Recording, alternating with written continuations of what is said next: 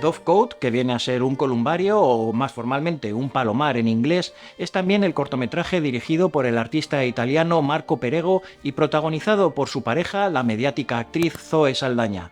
Esta historia nos cuenta la bella a la par que traumática exploración de las últimas horas en prisión de una mujer encarcelada.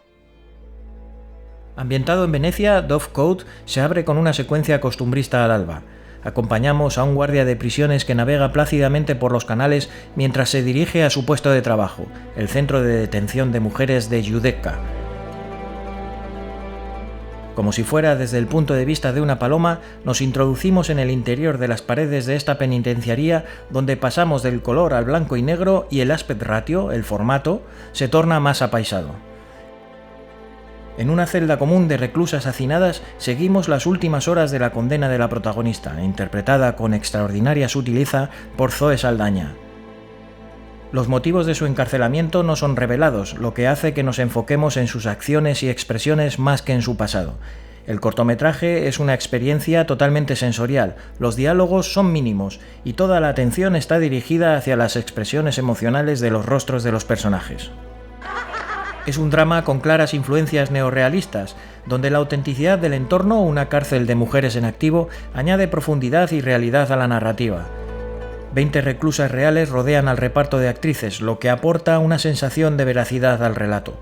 La conexión que tiene la protagonista con sus compañeras mientras se despide una a una está impregnada de tristeza, gratitud e incertidumbre de alguien que está a punto de enfrentarse a un mundo nuevo.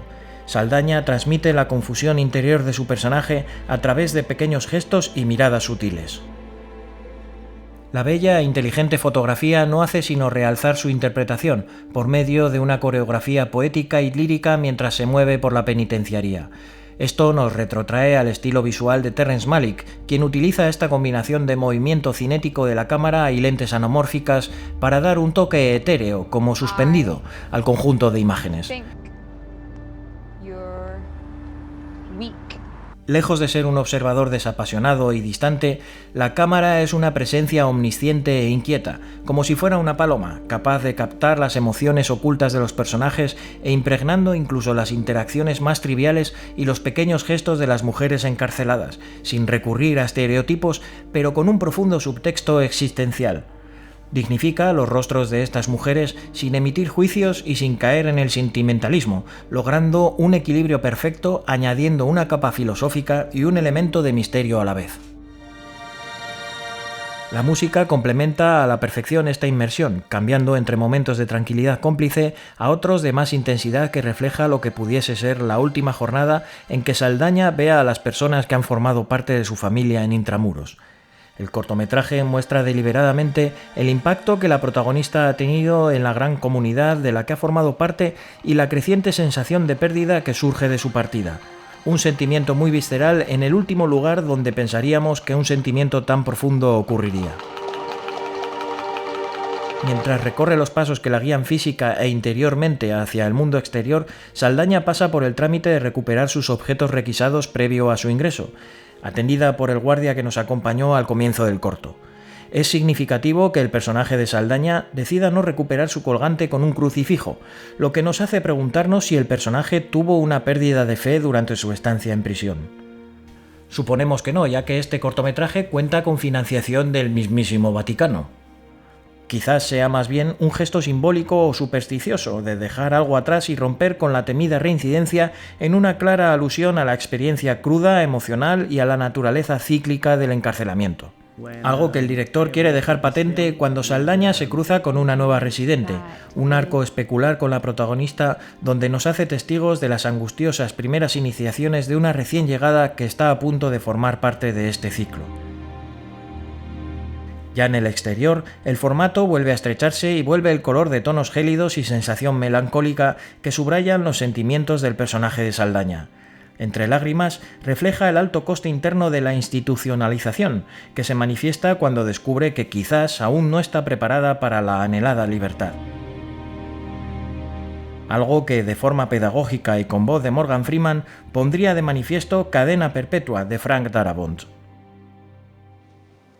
Just institutionalized. Esta metáfora sobre el significado de la libertad es remarcada en Dovecote con la metáfora de la paloma moribunda, sugiriendo que la verdadera libertad sigue siendo efímera o incierta.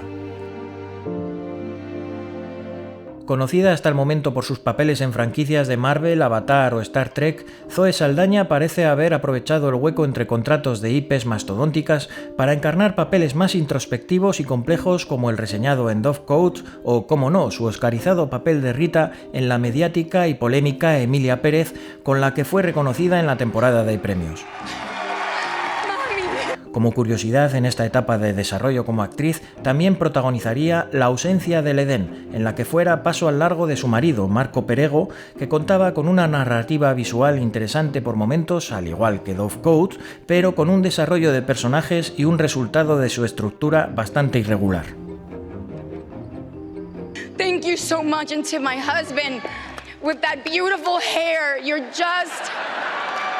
En definitiva, Dovecote encarna su nombre en múltiples niveles, sumergiéndose en las complejidades emocionales de la libertad, la dignidad, la redención y el miedo a lo desconocido, en el deseo a empezar de cero. Nos vemos en Donosquino.